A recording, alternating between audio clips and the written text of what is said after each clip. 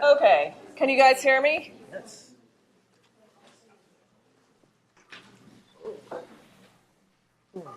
Love the card.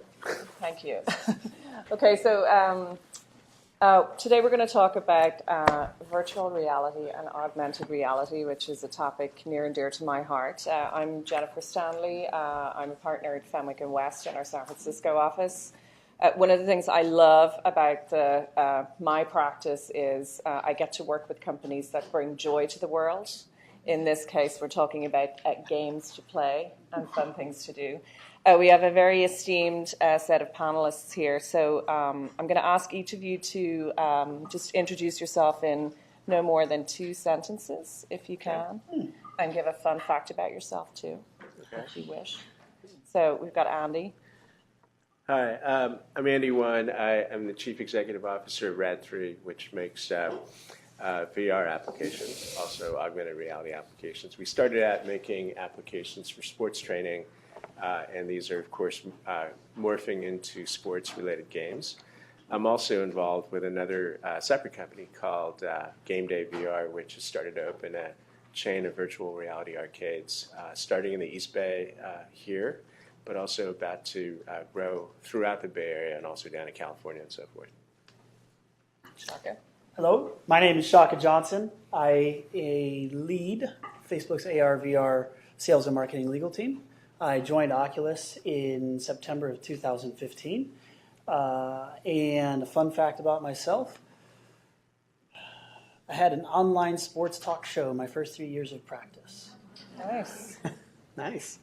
Matt? I'm Matt Zinn. I'm the general counsel of Jaunt. I've been with Jaunt for a year. Jaunt is kind of we look at ourselves as the kind of partner of choice, for creating content in VR and AR and distributing it. So we distribute across all platforms. So if you want to distribute your content across Oculus or Gear VR or PlayStation VR, we have a simple and easy way to do that for media companies and brands and people who don't have or don't want to go through the brain damage of trying to optimize for all of these different platforms. So you need a solution for that, and that's what we're providing. Prior to John, I was the general counsel at TiVo for 16, 17 years. So I've kind of seen, these kind of early stage markets and how they develop. So I guess I'm just a glutton for punishment. So back in it again. So just to read the room, so who here is a gamer or has played a game? Okay, good. So who knows E3 is on today? I'm going there right after this. Who has played VR or had a VR experience, either played a game or been in a VR experience? Okay. Who has a mobile device? An iPhone okay. So who has played or looked at an AR experience, augmented reality? An easy example is Pokemon Go, where you see things in the real world. Okay, so this is what we're talking about today. And has anyone here seen the movie Ready Player One?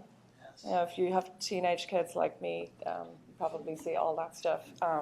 So that movie sort of touches on some of the things that we're going to talk about today.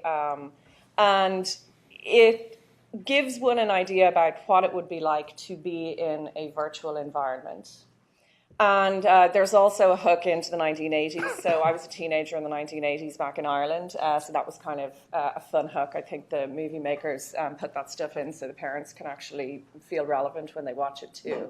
But the reason I raise this is we were discussing this as we were preparing for this panel, see a trend with VR and AR, and VR in particular, I would say, in terms of influence on our market and influence on our companies and how we as consumers consume and enjoy products.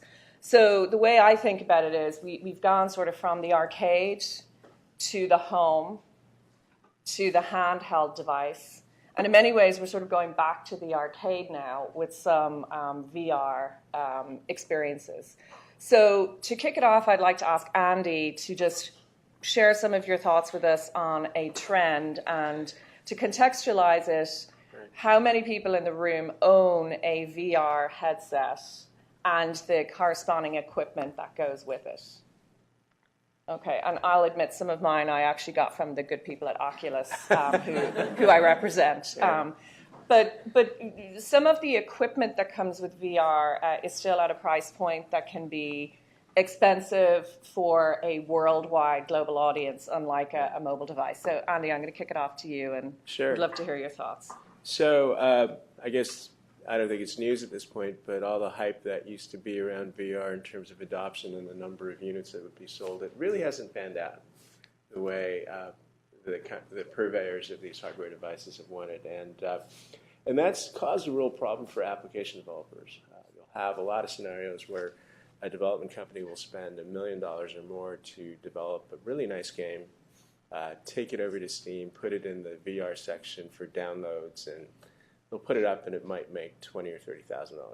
And that's partly because the pricing on Steam is quite aggressive. You can't charge, it's hard to charge $50, $60 for a game. And then if there isn't a home installed base that's big enough to comprise a market or a satisfactory market for that title, the companies that are making these applications are going to have a really hard time.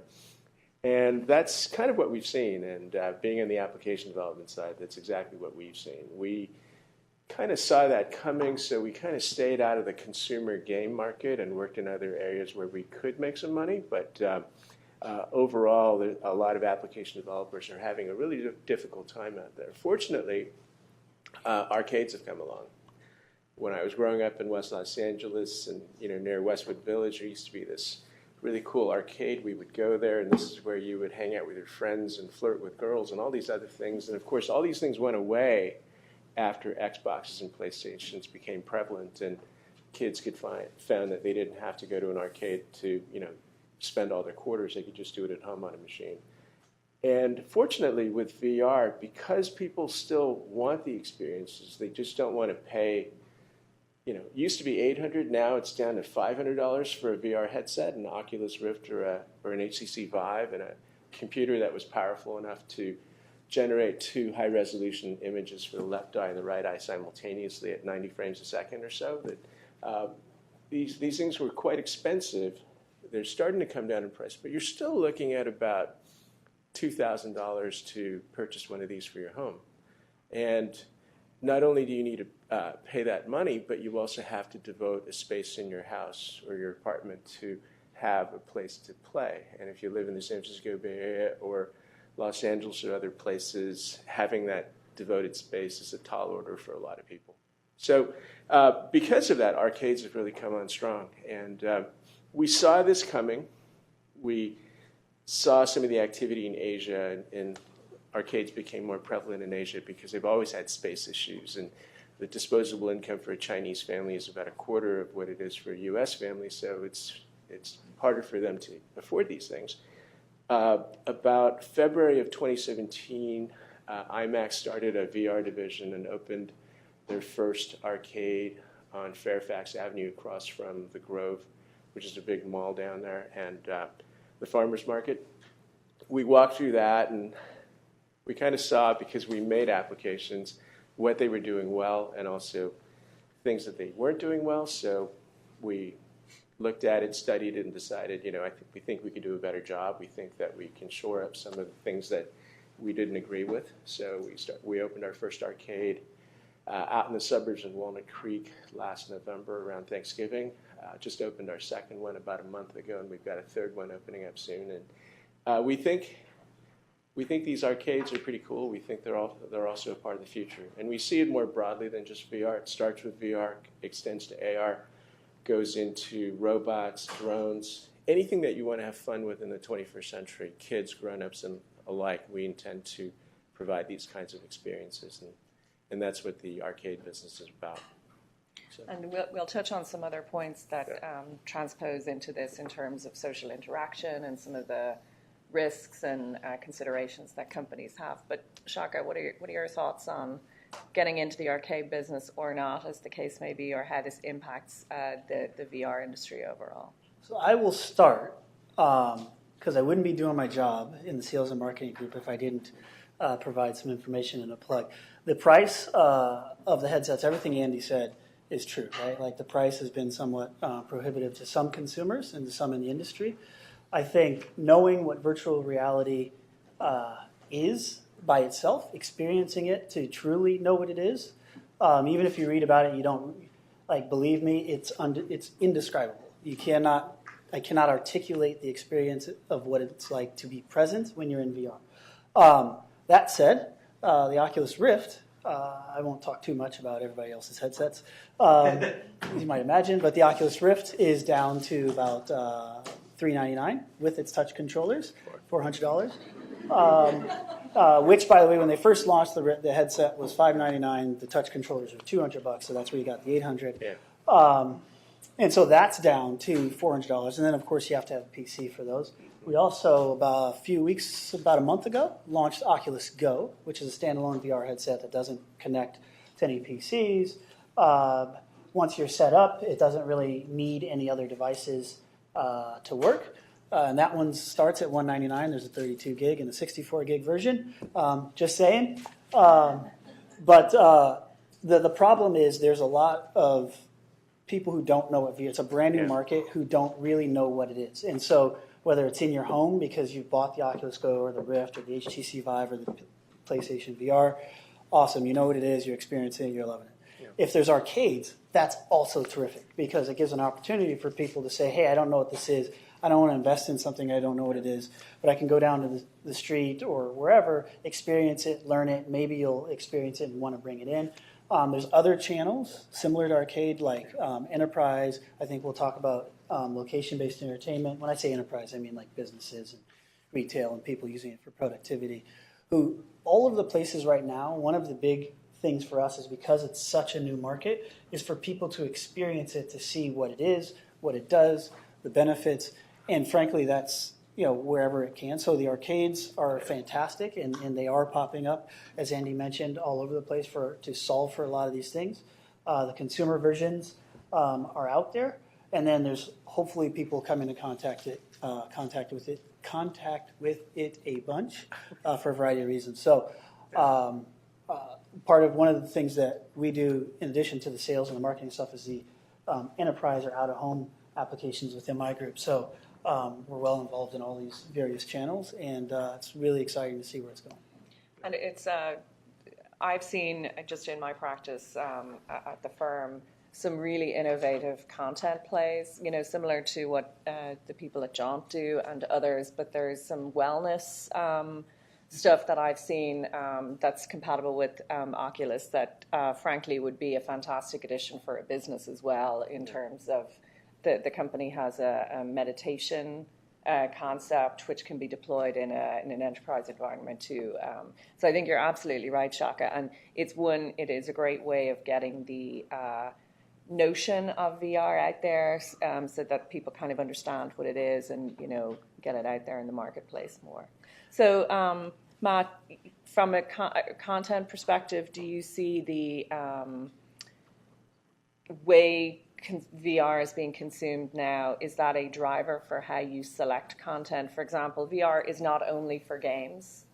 One can have an immersive experience by taking a virtual trip somewhere that you wouldn't be able to go to in the real world, for example, or attending a concert or something like that. So how do you guys think about that when you cook up your... Yeah, so I agree with the other panelists. The headset adoption has been really slow. I think the stats are in 2016 there was 6.1 million headsets sold, and most of those were Gear VR. And last year it was 6.2, so not very good. So that's really kind of changed the game. I think Oculus Go is great. I bought one. I think that's really an important development, and I know the next Santa Cruz thing will be even better. So that's really important because it needs to be dead simple for consumers to experiment with this stuff. This is an experimental market. Because of slow headset adoption, people have kind of shifted away from trying to make content for headsets for non-games in a lot of respects. So location-based entertainment is definitely a thing. And a company called the Virtual Reality Company just announced the last couple of days they're bringing a Jurassic World experience to 100 Dave and Buster locations. And so it's a tie-in with the movie because there's a new Jurassic movie coming out, but this is supposed to have a life beyond that. And Dave and Buster's is like committed to do $3 million in marketing against this. It's a 5-minute experience where up to 4 people can, are driving in a car and are trying to catch as many dinosaurs as they can in 5 minutes. So it has like a competition. It's semi-game-ish.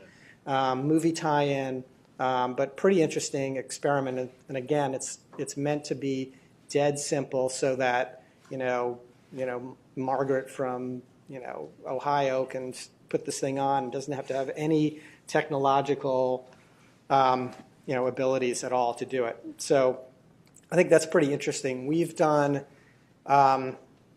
some enterprise applications. We've also done some car configuration applications. So if you go to an auto show these days, there's a lot of VR and AR being done at auto shows. And so we did this thing with Kia where it's a simulator. You sit in the car. We filmed, going down Highway 101 to Mark Lemley's house. I'm just kidding.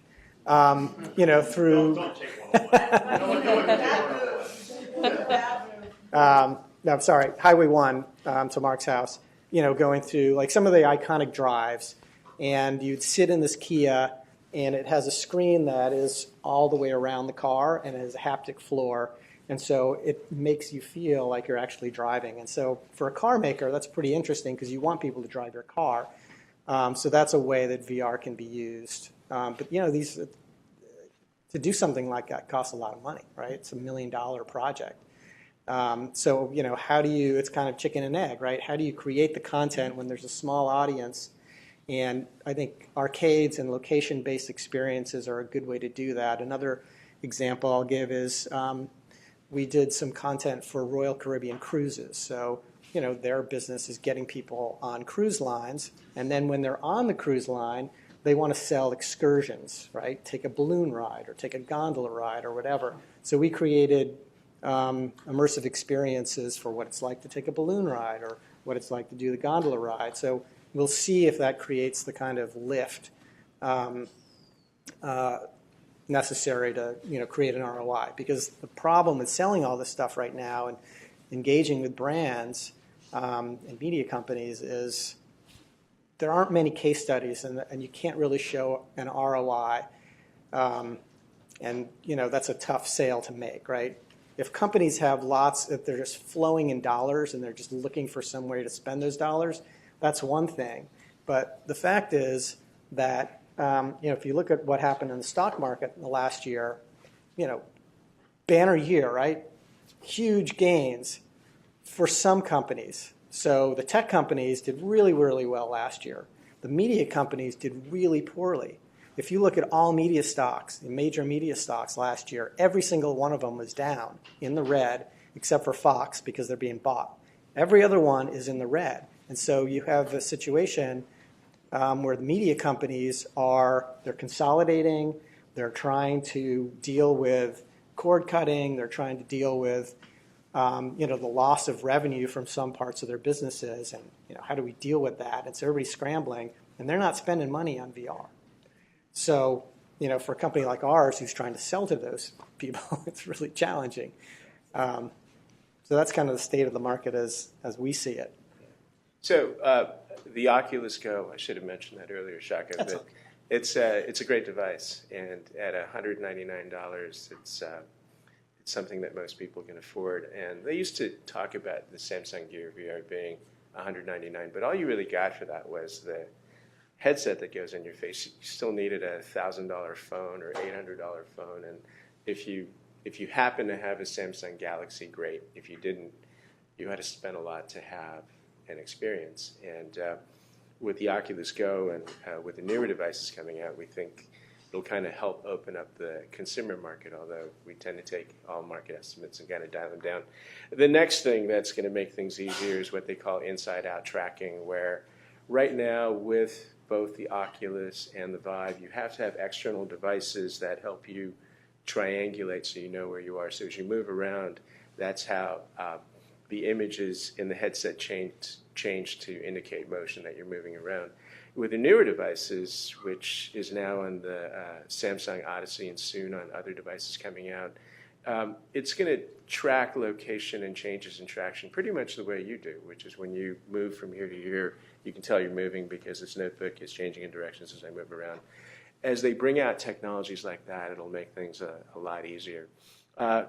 Couple observation, having sort of gotten a few scars in the application development front, is when both Oculus and HTC moved into the market to sell VR devices, they knew they had to have games and other content, otherwise you're selling very expensive paperweights. So early on, both companies financed a lot of application development, so our company, other companies could collect checks for making games and content that will work on their devices. And the logic for those companies picking up the tab is it was generating the necessary content to sell their devices.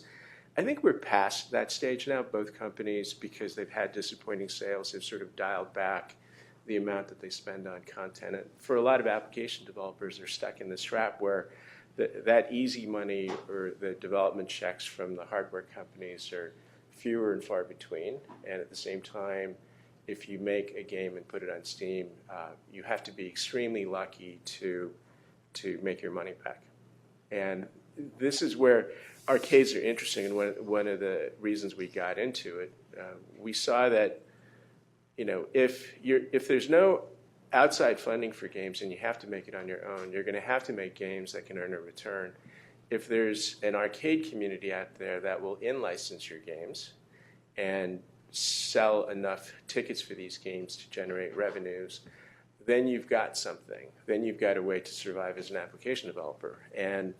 But arcade games are very different. It's a very different genre than making a game for an Xbox where kids are expected to spend 160 hours after getting a new game for Christmas to explore every facet of the game. An arcade game is quick. It's 5-10 minutes. You play it once, and maybe if you like it enough, you play it twice or 3 times. But each of those are only 10-minute segments. They have to be very visceral. They have to be pretty intense. But from a development standpoint, we don't have to put as much resources into it because in many ways it's a fairly shallow piece of content. So that's changing what we develop. If you're an application developer and you're a game developer and you're working in VR and you're not doing arcade games, you're lost.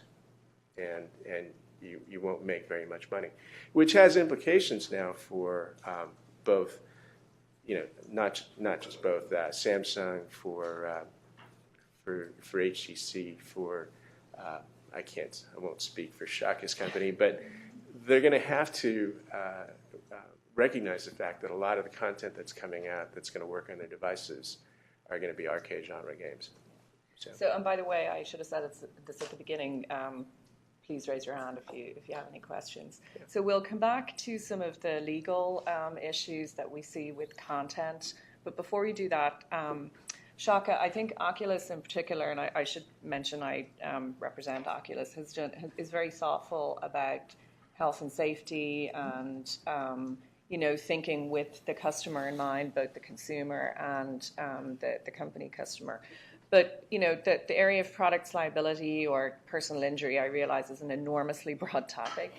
But, I think it would be interesting to hear some of your thoughts, and you can be as broad as you wish, just on some of the considerations that a company would consider from a legal perspective to think about product liability and some of those other liabilities that come with being in a consumer device world. I think I'll kind of use a funnel approach here, so bear with me. Just get broad and try and narrow a little bit.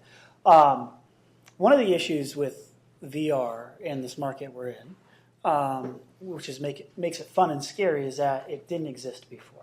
And so things that didn't exist before, you try to apply, you do your best to apply principles, laws, consumer sentiment to previous markets that aren't the same but are as similar as we can find. The same goes for product liability.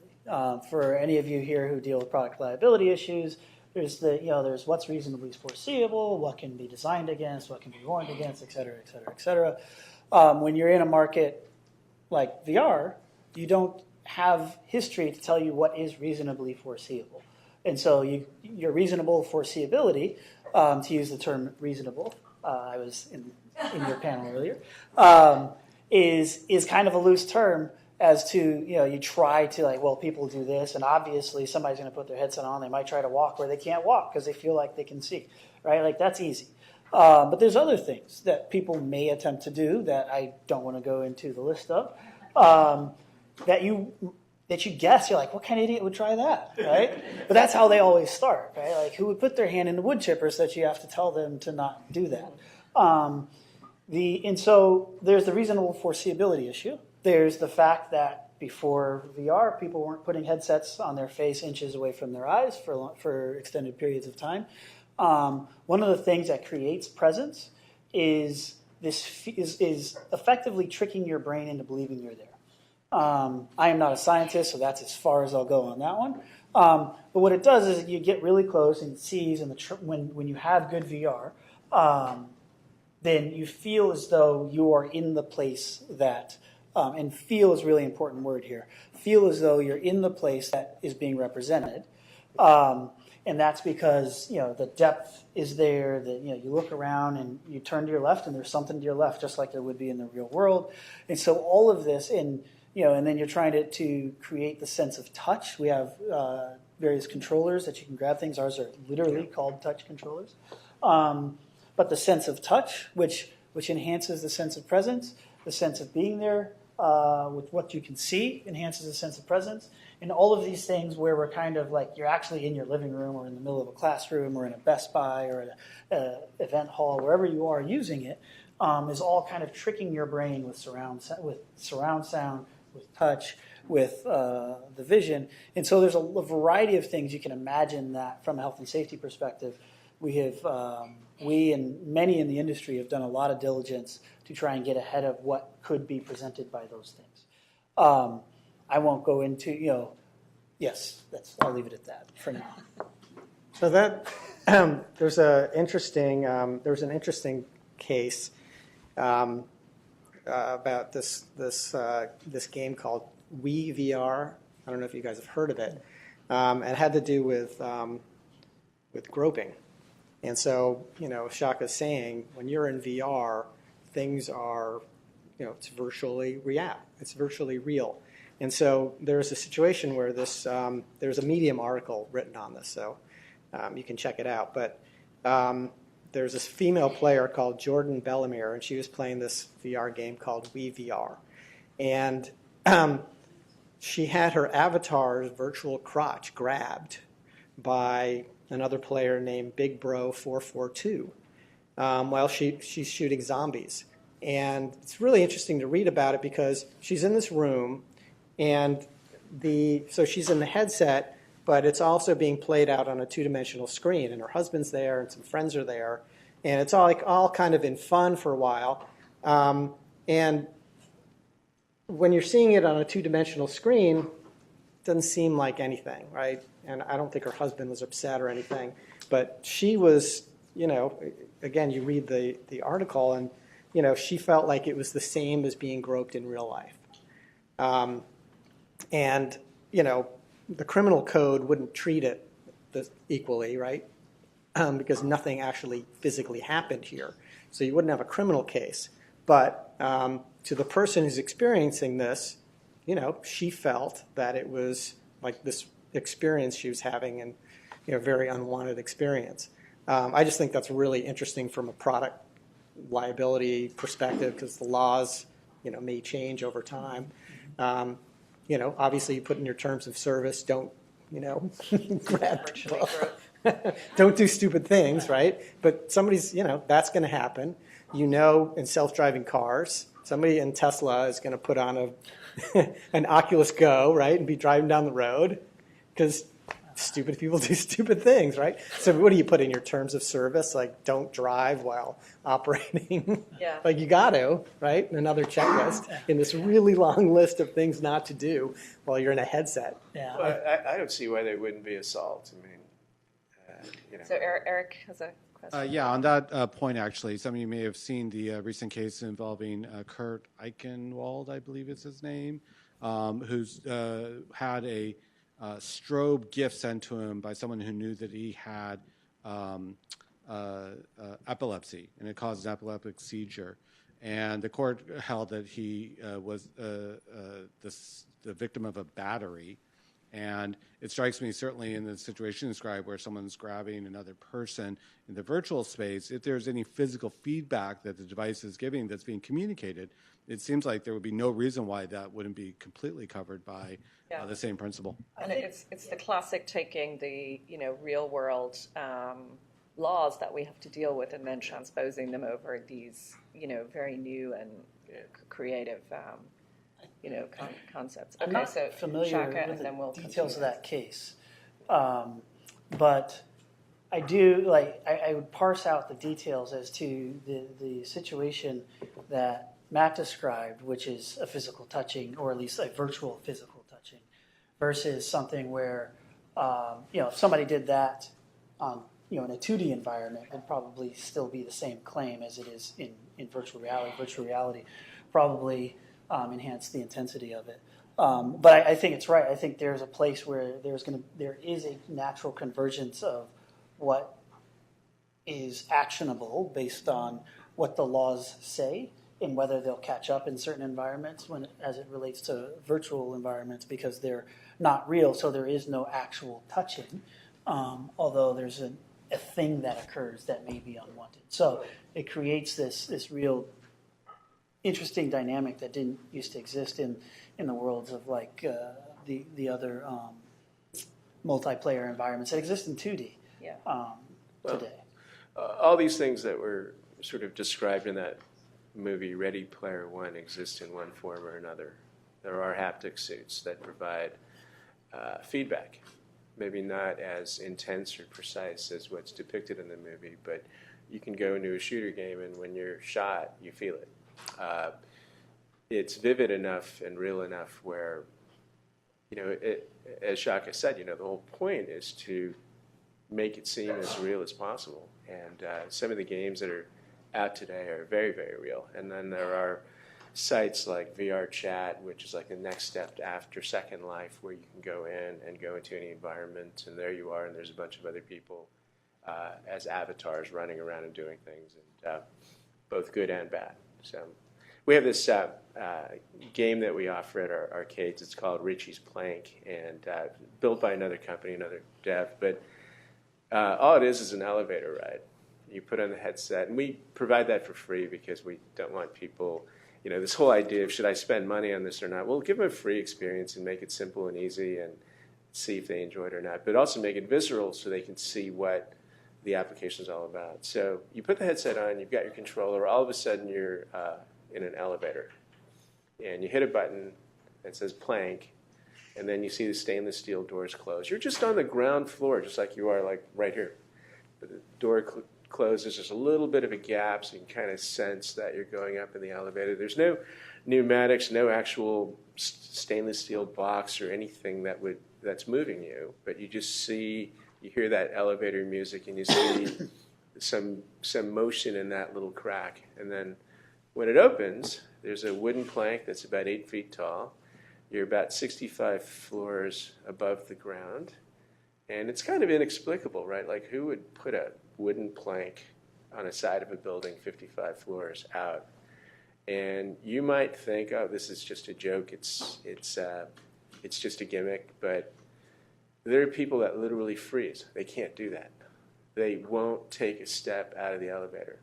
We've had people, grown, rational people, get down on their knees on all fours to walk out to the edge of the plank. That's how real it could be. So we have two questions. Mark will. I think something similar, but I think what Shaka said is important, which is we're in a ready world. I think, Matt, you said, listen, there's no criminal liability for that sort of thing. I'm not a criminal lawyer. Unfortunately. It's really hard to know what courts will interpret as actionable, and I think as practitioners, you can think of three different types of liability. You think about the contract, right? You think about the contract that you have with your users. You think about torts that you could that someone could independently bring, right? And then you think about criminal law. Those two are the first two are civil, and the second is criminal. And when you think about virtual injury, or perhaps more accurately, injury in the virtual world, right? I think it's difficult to figure out how people are going to react. But one guiding principle might be people think it's heck or real, right? And they think they exist in this world. And we have a lot of cases, like in the context of Second Life, right? This is Second Life squared. This is something that makes people feel like they are existing in another world. And it's going to be difficult for courts to get their head around that. But I think when you think about how do I structure this system in this new world from a legal standpoint, you have to consider how real people think it is. Yeah, and probably go a step ahead of the terms of service, although of course, that there is contractual protection there. I think one of the issues that that this sort of virtual groping thing presents is this problem that the law traditionally treats physical presence differently than it does communication, right? Something you say over a Twitter feed is not generally treated as dangerous, as threatening, as problematic as something that you do in the physical presence of someone. And what VR does is it blurs that line, right? It takes something that is intellectually something we understand to be information acting at a distance. This person is nowhere near me. They can't physically harm me. But it tricks the brain into thinking that it's different, right? And so I think one of the problems that we've got from a legal perspective is, do we want to follow the sort of brain's subjective expectation, or do we want to follow kind of what's actually happening, right? Eric's example is a little different because there I actually suffer physical injury. And my guess is that if I hadn't suffered physical injury, right, if you had tweeted me a gift that I found emotionally triggering because of a trauma in previous life, no way in the world would the court say, oh yeah, you're liable, that's a crime, right? Because we'd say, oh, that's just data, that's just information. And figuring out kind of where we're going to put VR in that line, I think, is really tough, precisely because we're trying to make it visible. We want it to be a real experience. We built a football game. It's sort of a 3D version of Madden NFL, you might say. And we know some pro football players. It's part of our business, sports training. So we took a retired player who had played in the NFL for 12 years as a linebacker, made him a quarterback, had him put on his headset. When the defensive end came around to sack him, a virtual defensive end, there's really nothing there. The guy flinched and crumpled like he was about to get hit. So that's how real it can be. Yeah. So. And I've definitely experienced personally, if you've ever had the Everest experience in VR, I mean, it's the Hillary step. I have not been to the actual Hillary step, but I really feel like I've been there in the VR experience. And like you were saying, I couldn't bring my foot to make that movement because I was terrified it was going to fall, even though I was standing in a room in San Francisco. Yeah. I think from a legal perspective, and you mentioned terms of service and what's actually happening and stuff like that. So we have terms of service that, of course, cover things. We have a code of conduct, which is kind of like a terms of service that cover things. And then there's also like the expectation. What's the expectation? And you want to make sure everybody knows it's hecka real. And so we have a variety, and this is, of course, I'm going to talk from our platform's perspective because that's what I know best. We have various social products because really one of the powers of VR is the ability, while one of the scary things of VR is the ability for strangers to be together, one of the powers of VR is the ability for strangers to be together. And so we have environments. We just launched a thing called Venues on Oculus Go a couple of weeks ago that is like a virtual stadium where or a theater or what have you, where you can watch a live event with other people. Friends, strangers, just like you would if you went to, say, a comedy club or a ball game. Before you go in, one of the features we have is sort of this like tutorial, which is like, hey, when you get in there, there's going to be strangers in there. behave yourself. We're asking them all to behave themselves too. There's other environments, and that's one of those sort of, it's not really part of the terms of service. It's we tell you about the code of conduct, but that's really just more of like an expectation setting, as well as providing people with information about, hey, if other people don't respect this, here's how you tell us about it, so we can help you. There's other things that some apps, some platforms are doing, controlling the number of people that can get into spaces, controlling who can be muted, giving people the ability to control how far it feels like someone is away from you.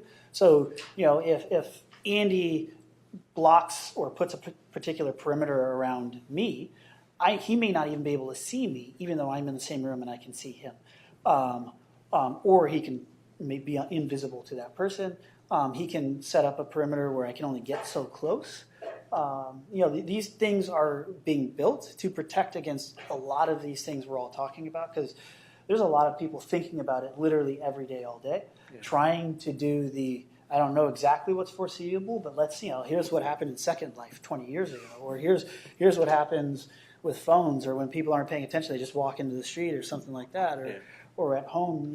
And so you try to take those principles and add them all together with, codes of conduct and behavior that's more like the harassment world, product liability, by seeing how people have hurt themselves with somewhat similar products that might blind them or make it harder to act every day, and trying to put that all together to predict. So we have a question. So transportation companies have a lot of potentially personal information that they can use for security purposes. And to some extent, there is a real tension inside those companies about how much they want to know and how much they want the world to know. Because once you know enough and you do some security vetting, you then have a duty or potential. How are you guys going to deal with that as we start to get haptic feedback data? I don't know if you're going to get heartbeat data or not, but when you detect someone in distress, how are you going to deal with that? And how are you going to make moral decisions, not just ones? Last question. There seems to be a rift, if not an Oculus rift, between the arcade, Pun intended? the arcade people and the device people, and understandably.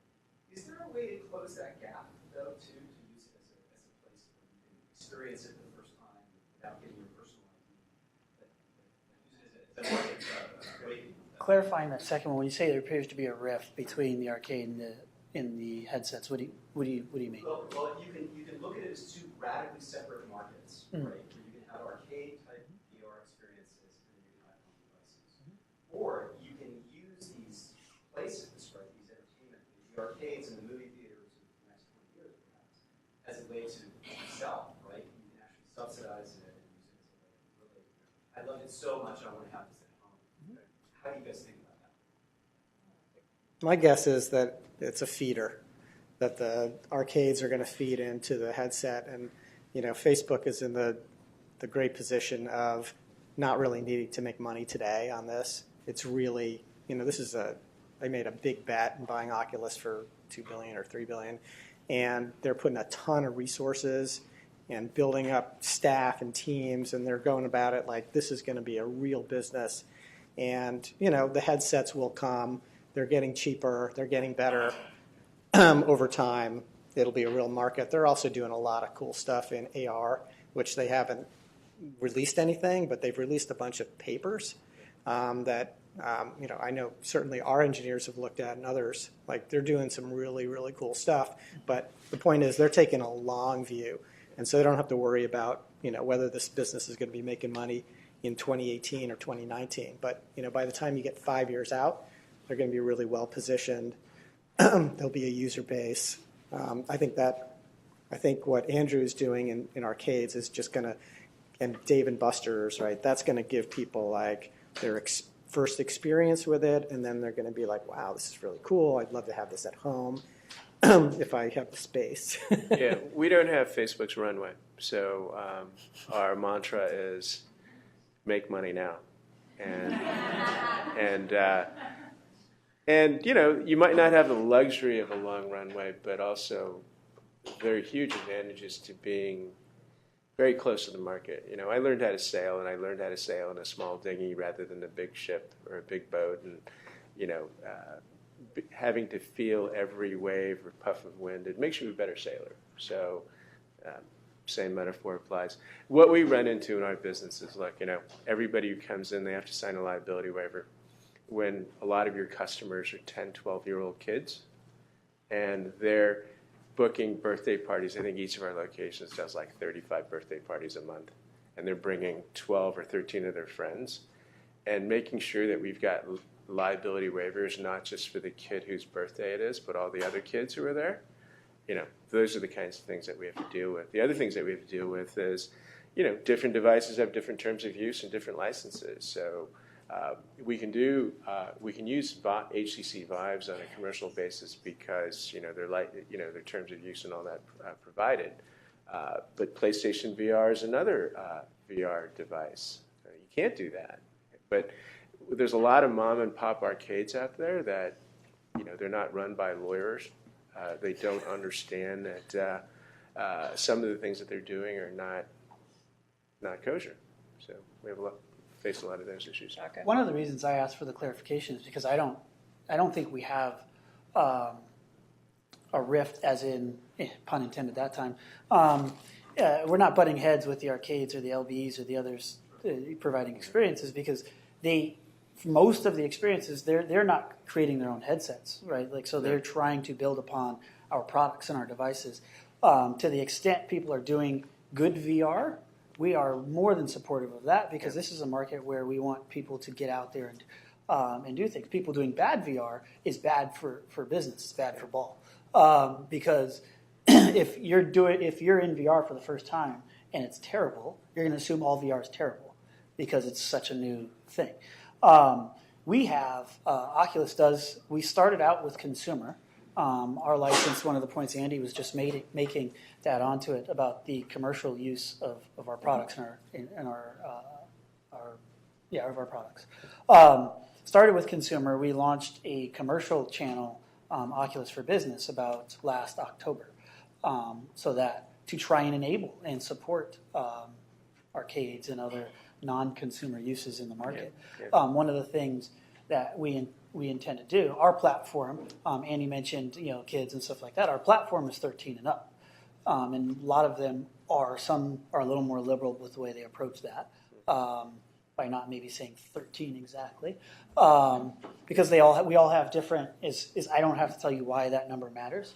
If I do, I can, but I won't right now.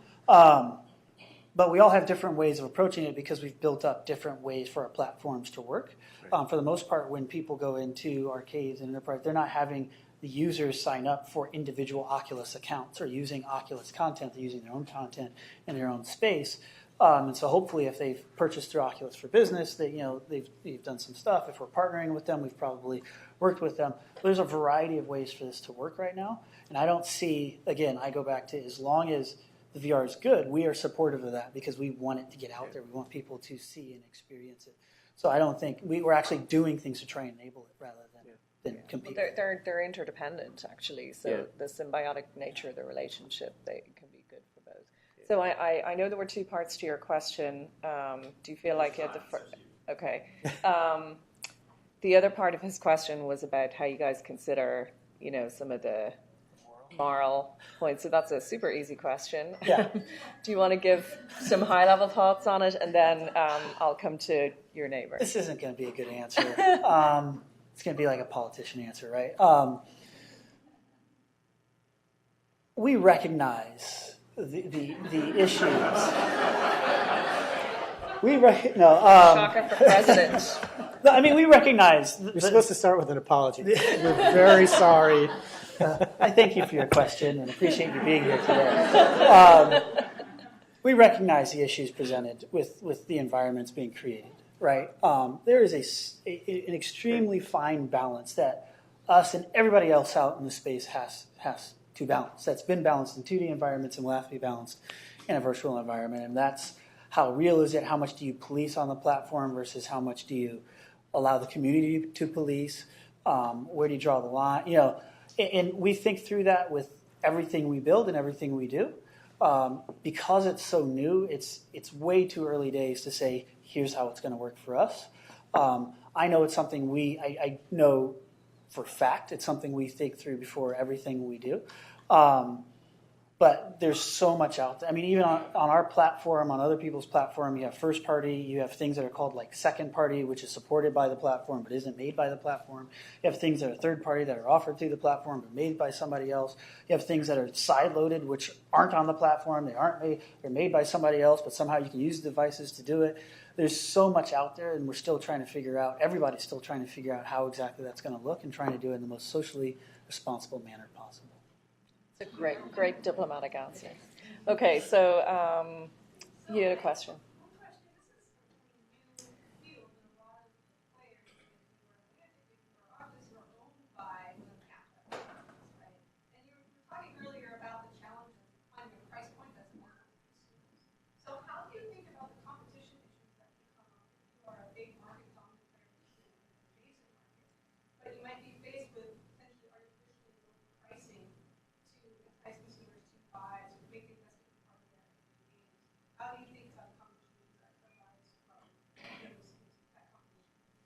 Yeah, that's a really interesting question that we've thought through quite a bit for a variety of things. The Oculus product started out, the Oculus Rift started at $599, moved to $499, now it's $399. Moved, yes, now it's $399 for the touch controllers, which also used to be $200 on top of the $600.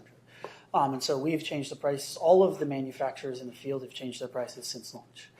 Or at least the major players, the PlayStation, Samsung, Oculus, HTC. Google. It's a tough one because while a lot of the players in the market have certain positions outside of the virtual reality market, because the market's so new, nobody has a dominant position in the virtual reality market yet. So you find yourself trying to apply the principles of what a dominant position in the market looks like for somebody who's not, for a market that didn't exist 24 months ago. You also find yourself trying to balance sort of what Oculus is doing or what place that you watch the market, where you think the market's going to go, who can afford what, whose products are actually competing, right? Like one of the things for those who may not be familiar, PlayStation, the PSVR is connected to a PlayStation 4, which is a console gaming system. The Oculus Rift is connected to a PC, just like the HTC Vive. One of the things is, are those competing products or not? Because they connect to different types of devices to run. The Oculus Go headset is a standalone device that doesn't require once you're in VR, once you're set up, doesn't require anything else to run. Is that a competing device with something that requires a drop-in headset? These are things that we think about in theoreticals because we don't have the history to figure out like exactly how narrow is a competing product and stuff like that. And because it's so new, when you're in a new market, there's a little more, I don't want to say leeway, but there's a little more like space and comfort in knowing that like, look, it's still a new market. Who's doing what? You're paying attention. You're trying to make smart decisions based off of all of the information. Hopefully when somebody finds out the hard way, it's not us. But, everybody's we're all trying to find that right price point, that right product, that right fit. And hopefully we all get there in an appropriate way. Yeah, can I add something to that? North America is kind of like, for VR, it's kind of like the car market. Everybody's here. Everybody's competing. Everybody's selling. You go to China, Facebook doesn't have much of a presence in China. So you don't see much in the way of Oculus products yet. So that's a market that HTC has a much larger position in because they're just across the straits in Taiwan and they've started to open a lot of arcades. From our standpoint, we look at it a little differently. Our goal is to open as many neighborhood arcades as we can. It's very much sort of a Main Street strategy. And we don't really we're starting with VR, but we don't really think of ourselves as only VR. What we're really trying to do is take maybe 95% of the entertainment value of a Disneyland and pack it into a 4,600 square foot commercial space in a mall somewhere.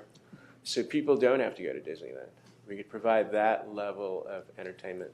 And for us, whether it's an Oculus Rift or an HTC device, we look at it, hey, is this a tank or a fighter jet or an AK-47? How are we fighting this battle?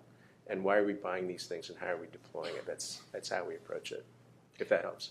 That's so funny you say that. So I said at the beginning, I'm going to E3 after this. And So am I.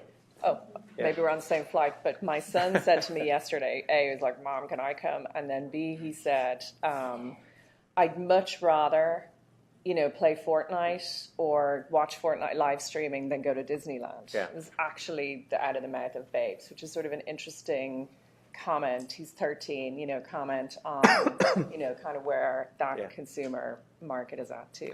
So we are at time. So I guess we could take one more question if you guys would like, or I want to be respectful of your guys' time too. We were going to talk about content and copyright and so on, but frankly, I think what we talked about was More interesting. probably more interesting because the copyright issues here are really the same as they are in any environment. Any other questions? There's a question over there. Oh, yes. So speaking about seeing the market getting more people into AR, VR, what about the cardboard kits and doing more things with a standalone and building up the content, or with 3D printers out, you would print out devices that you put your smartphone in? Does that just not seem like there's enough tech involved in that app that people would be using, that would be a good avenue to try to see the market in some way to get average consumers? It's What kind of do you like think about it's that, like a Mark? poor man's experience, though. It's just really like that. Like Shaka was saying, you want your first experience to be a really good experience, and if it's just like this kind of not so good, resolution's not so good, you're not really immersed. You don't have exactly. Like I don't think that's healthy. Okay. Thanks. Great. Well, thank you guys. Thank you very much.